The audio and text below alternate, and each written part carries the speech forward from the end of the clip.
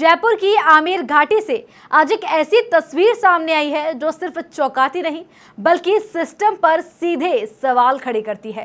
करीब 500 साल पुराना मनसा माता मंदिर आज गिरने की कगार पर है और जिम्मेदार विभाग अब भी खामोश है। आज NSA-9 न्यूज की टीम मौके पर पहुंची और वहां की जमीनी हकीकत आपको दिखाने के लिए हर कोना देखा। टूटी दीवारें, दरकती छत, गिरने को तैयार कुंड और कुएं, ये सिर्फ खस्ता हालात नहीं बल्कि लापरवाही की जीती जागती तस्वीर है। हमारी टीम ने मंदिर के महंत सुष्मिता भट्टाचार्य से भी खास बातचीत की, जो उन्होंने साफ शब्दों में चेतावनी दी, अगली बारिश तक मंदिर बचना मुश्किल है, आखिरी दर्शन कर लीजिए। सोचिए, 5 साल से लगातार सरकार और जनप्रतिनिधियों को पत्र लिखे जा रहे हैं लेकिन सुनवाई नहीं हो रही। उल्टा जीर्णोद्वार पर रोक लगा दी गई और इसी जमीन पर होटल बनकर तैयार हो जाता है, लेकिन किसी जिम्मेदार की नजर वहां नहीं जाती। ये सवाल सिर्फ एक मंदिर का नहीं, ये सवाल हमारी विरासत, हमारी आस्था और सिस्टम की प्राथमिकताओं का है।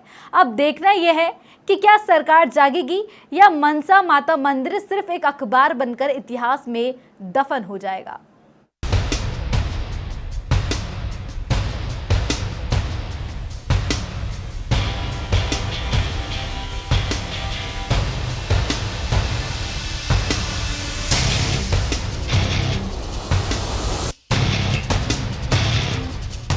नमस्कार, आप देख रहे हैं NSA-9 न्यूज़ नेशनल समाचार कॉरपोरेशन और मैं हूं आपके साथ हिमांशी शर्मा। इस वक्त हम मौजूद हैं मनसा माता मंदिर में। तो इस मंदिर को बसे हुए करीब 1000 साल से ज़्यादा हो चुके हैं।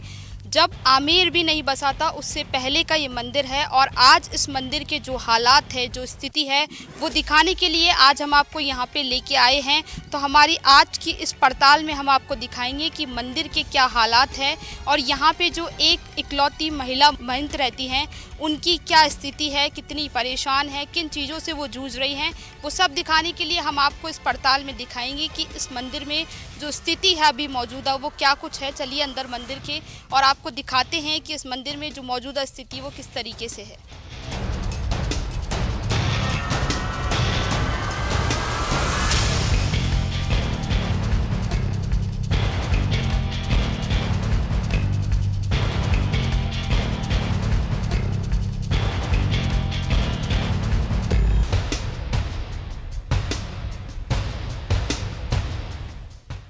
हमारे साथ मंदिर की महिला महंत मौजूद हैं, हम उनसे बात करना चाहेंगे कि क्या कुछ इस मंदिर की जो स्थिति है, कैसे हालात हैं, किस तरीके की दिक्कतें वो फेस कर रही हैं, सभी चीज़ों के लिए हम आपसे बात करना चाहेंगे। मैम, बहुत साल पुराना ये मंदिर है, कब से ये बसा और किस तरीके से आप लोगों ने यहाँ से पूजा पाठ स्टार्ट किया? ये मंदिर स्वयंभू है। यहाँ पे ये हमारी 16वीं पीढ़ी है और हमारी जो फैमिली है वही इस मंदिर का देख रेख करती है।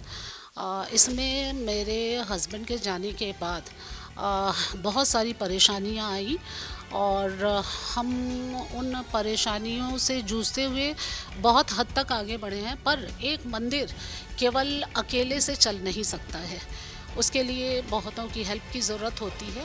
हमने टाइम टू टाइम सरकार से भी मांगे की, पर सुना तो सभी लोगों ने, पर आज तक कुछ ऐसा हुआ नहीं। और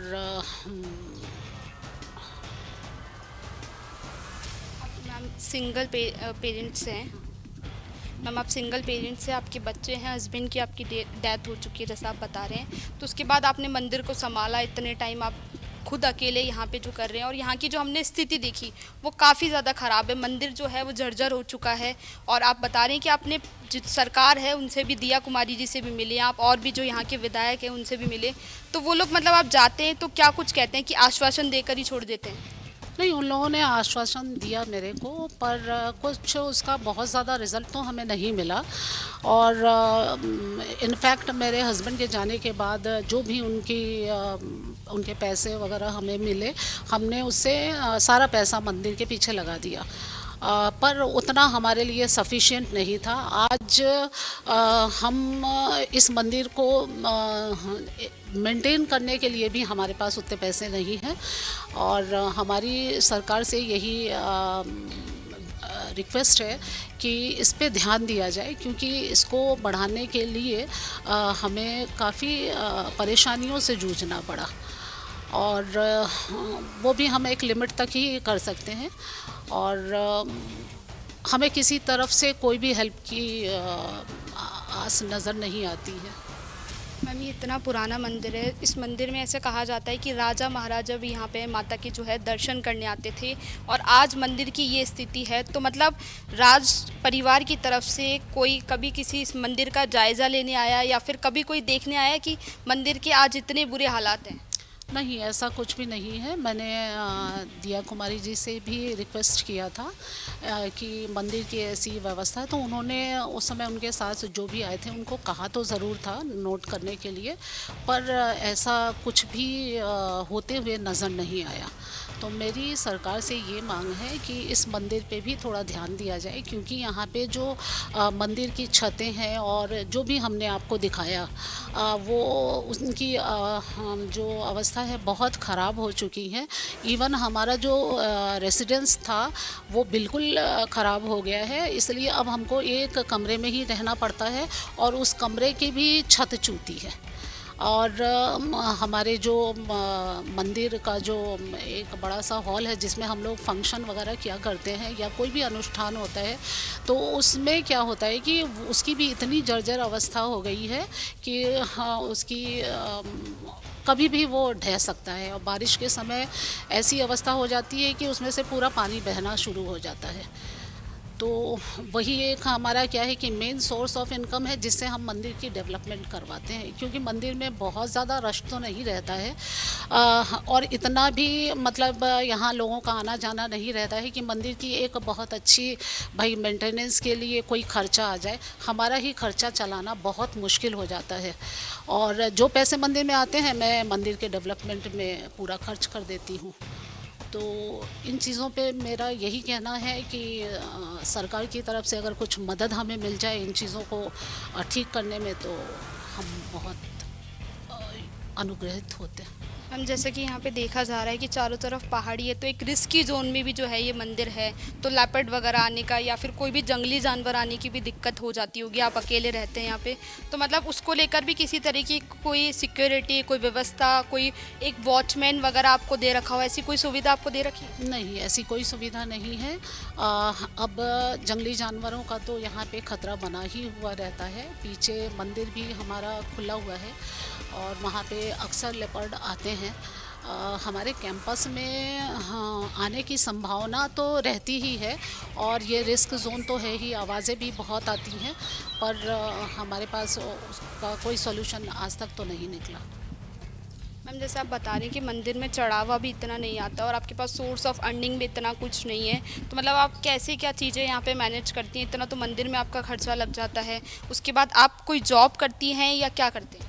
मैं एयरफोर्स स्कूल में मैं 17 इयर्स तक मैंने जॉब किया, वहाँ मेरी परमानेंट जॉब थी, पर मंदिर की देख रेख करने के लिए मुझे वो जॉब छोड़ना पड़ा। वो जॉब छोड़ने की वजह से मेरा फाइनेंशियल कंडीशन भी कुछ ख़राब हो गया, और मंदिर हमको इतना अर्न नहीं देती है कि जिससे हम पूरी व्यवस्थाओं को संभाल सकें, और सिंगल पेरेंट होने के की वजह से घर की भी सारी जिम्मेदारियाँ मेरे ऊपर है, और मंदिर की भी जिम्मेदारी है जो मैं पूरा नहीं कर पाती हूँ, जिसका मुझे बहुत ज़्यादा दुख है।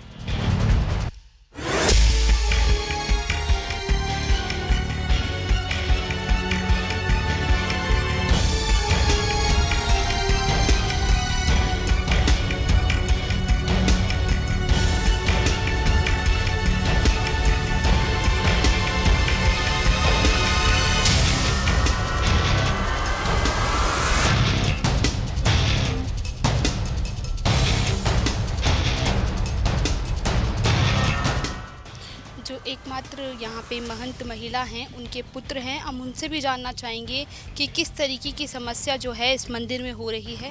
भैया, सबसे पहले ये जानना चाहेंगे कि आप कहाँ पे जॉब करते हैं और किस तरीके से इस मंदिर की जो है मेंटेनेंस की जा रही है?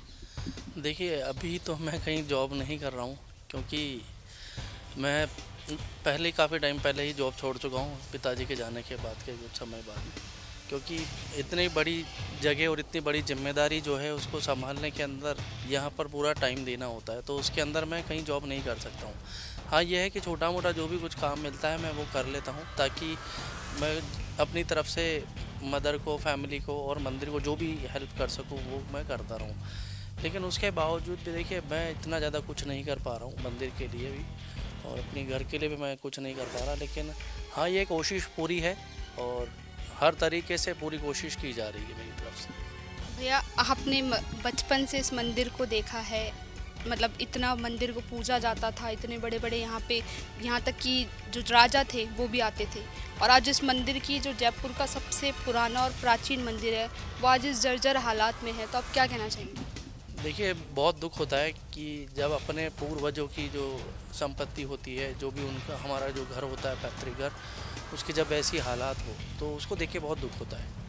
लेकिन क्या कर सकते हैं, सिर्फ दुखी कर सकते हैं, क्योंकि हम कोशिश अपनी तरफ से पूरी करते हैं लेकिन नहीं हो पाती। क्योंकि आज के समय में हालात ऐसे हैं कि आप जैसे अगर मंदिर का अपने पूरा विचरण करोगे तो पीछे जैसे कुंड है, कुंड के आगे शिव मंदिर है, शिव मंदिर धीरे धीरे नीचे धंसता जा रहा है, मंदिर की दीवारें तक पूरी हिल चुकी है, छतें पूरी बिल्कुल हिली हुई हैं, पट्टियाँ तक नज़र आने लग गई है। इसके अलावा जैसे फिर आप आएंगे आगे तो प्राचीन कुंड है, कुंड का पानी जबकि इतना फेमस है, यहाँ का जो पानी है वो चर्म रोग के अंदर बहुत फ़ायदेमंद है, और ये बहुत पहले से ही प्रचलन में है कि यहाँ का पानी लेके जाने से बहुतों के फ़ायदा हुआ है, और आज भी बहुत दूर दूर से लोग बाग आते हैं। लेकिन हालात ऐसे हैं कि अब कोई नहीं आता है। दूसरा, फिर जैसे हम आगे चलेंगे, हमारा निवास है पीछे, लेकिन अब हमको भी अपना निवास छोड़ना पड़ा, आगे मंदिर के पास ही हमें एक कमरे में शिफ्ट होना पड़ा, क्योंकि हमारे उस पुराने घर की अब हालत जो है वो पूरी बहुत बुरी क्षतिग्रस्त है, वो बहुत दयनीय हालत में है इस टाइम पर। तो हमें आगे यहीं पर ही आगे रहना पड़ा। इवन चलो हम तो फिर भी कैसे रह ले, लेकिन सबसे ज़्यादा दुख होता है जब माँ जो है स्वयंभू हैं, एकमात्र देवी हैं जयपुर की, जो कि यहाँ स्वयं प्रकट हुई है, जिनके नाम से आमेर है, क्योंकि इनका पहले नाम अम्बे माता था, इन्हीं के नाम से अम्बेर रखा गया था। जो आमेर रियासत थी उनका नाम पहले अम्बेर था। फिर मान सिंह जी जो यहाँ के जयपुर के राजा थे, उन्होंने यहाँ से मन्नत मांगी थी, तो उनकी मन्नत पूरी होने के बाद उन्होंने यहाँ का नाम मनसा माता रखा, और जयपुर की ये कुलदेवी भी है काफ़ी लोगों की।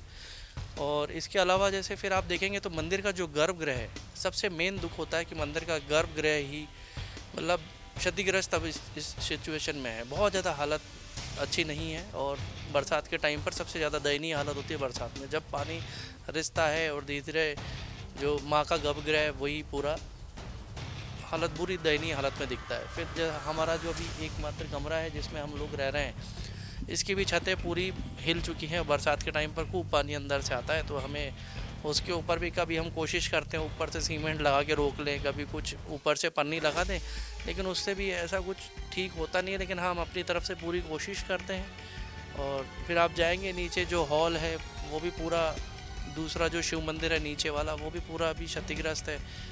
दोनों प्राचीन कुंड जो कुएँ हैं नीचे के, कुएँ भी बिल्कुल क्षतिग्रस्त हैं।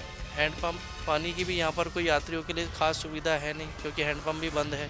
रोड की हालत टाइट है, रोड बिल्कुल, आप मेन रोड से जैसे ही आएंगे तो रोड इतना अच्छा नहीं है, और शाम के टाइम तो आप बिल्कुल आ नहीं सकते हो, क्योंकि लाइट्स की यहाँ पर कोई व्यवस्था नहीं है। क्योंकि लाइट्स कहने को खंभे लगे हुए हैं, लेकिन लाइट्स पूरी पेड़ों से ढकी हुई है, उनको आप साफ़ भी नहीं कर सकते। वन विभाग का उसके अंदर बिल्कुल बहुत कड़े नियम हैं, जिनको हमको भी पालन करना पड़ता है, और उसके अलावा कोई ऑप्शन नहीं है, तो लोग बाग आ नहीं सकते हैं। मैं कहा जाता है कि भाई कि हमारे जो पूर्वज थे उन्होंने भी काफ़ी कोशिश करी, तो अब जैसा कि मैं हूँ तो मैं भी अपनी तरफ से पूरी कोशिश कर रहा हूँ कि कैसे भी अपने पूर्वजों का सपना पूरा कर सकूँ, कि एक मंदिर द्वार के लिए मैं बहुत बार प्रशासन से भी रिक्वेस्ट कर सका हूँ कि एक मेन रोड पे एक माँ का मंदिर द्वार ज़रूर बनाया जाए, लेकिन वो अभी तक कहीं पर भी हो नहीं पा रहा है। लेकिन हम अपनी तरफ से आज भी उस पर लगे हुए हैं कि हम उसके लिए कैसे भी करके उसको मंदिर द्वार का निर्माण करवाएं, और जो वो घुमाव है उस घुमाव को सही करवा के वहाँ से मंदिर तक का रोड बिल्कुल एक अच्छा बनाया जाए, ताकि आने वालों को अच्छा लगे मंदिर। क्योंकि एकमात्र ऐसा मंदिर है जो कि अरवली पर्वत श्रृंखलाओं के बीच में है, इतना प्राचीन है, जिसके नाम से आमेर रियासत थी, लेकिन आज उसकी ऐसी हालत है, ऐसी दयनीय सिचुएशन है, तो बहुत दुख होता है हमको। अपने जो पूर्वज थे उन्होंने इतना कुछ यहाँ के लिए किया, लेकिन आज ऐसा है कि आखिरी सांसें गिन रहा है, तो हमको बहुत बुरा लगता है। लेकिन हम तो फिर भी सरकार से यही निवेदन करेंगे कि प्लीज़ आप सभी की हमें इसमें बहुत ज़रूरत है, आपकी मदद की हमें बहुत ज़रूरत है। आप थोड़ा सा अपना ध्यान दें, थोड़ा सा आप सपोर्ट करें ताकि हम भी अच्छे से रह सकें, क्योंकि इवन यहाँ पर तो हमें इतना डर भी लगता है। जैसे आज आप देख रहे होंगे ये रूम, ये कमरा है, कमरे के वहाँ वॉशरूम है, तो शाम के टाइम पर हमको वॉशरूम जाने में भी डर लगता है, क्योंकि वन्य जीव हैं। अब वो जानवर हैं, उनको तो कुछ नहीं पता होगा ना कब कौन किसके ऊपर अटैक कर दे। तो बहुत डरावना भी है तो बहुत अच्छा भी है। रहने में जितना अच्छा लगता है, लेकिन फील करने में उतना ही कड़वी सच्चाई का भी सामना करना पड़ता है। जब शाम होती है, अक्सर सुबह किसी को भी अगर वॉशरूम जाना हो तो 4 बार देखना होता है कि कहीं कुछ है तो नहीं, क्योंकि यहाँ लेपर्ड भी हैं, या तो सभी तरह के भांति तरह के जानवर हैं। तो बस यही है हमारी दरख्वास्त कि इस मंदिर पर भी सरकार का ध्यान जाए और एक अच्छे मन से इस मंदिर का भी भव्य निर्माण हो, गेट का निर्माण हो, द्वार का जो मेन रोड पर है रोड अच्छा हो, लाइट्स अच्छी हो, जल की अच्छी व्यवस्था हो। तो यही हम सबकी रिक्वेस्ट है कि भाई इतना इस पर ध्यान दिया जाए।